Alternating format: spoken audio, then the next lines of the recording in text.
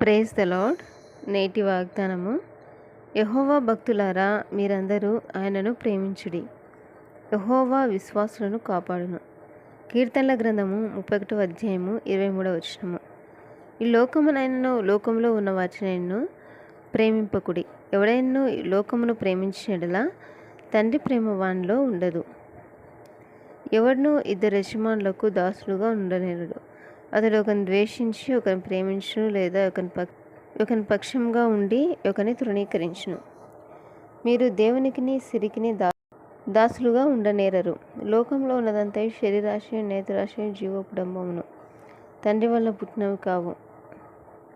అవి లోక సంబంధమైనవే. నీ పూర్ణ హృదయంతోనూ, నీ పూర్ణ ఆత్మతోనూ, నీ పూర్ణ మనసుతోనూ నీ దేవుడైన ప్రభువును ప్రేమింపవలననిదే ఇది ముఖ్యమైన మొదటిదినైన ఆజ్ఞ అని యేసుక్రీస్తు ప్రభు సెలవిచ్చారు. ఎవరైతే దేవుని విశ్వాసం ఉంచుకుని ఆయన సన్నిధిలో ప్రార్థిస్తారో దేవుడు వారిని కాపాడుతాడు. యెహోవా తను ప్రేమించే వారిని అందరినీ కాపాడును. ఆమెన్.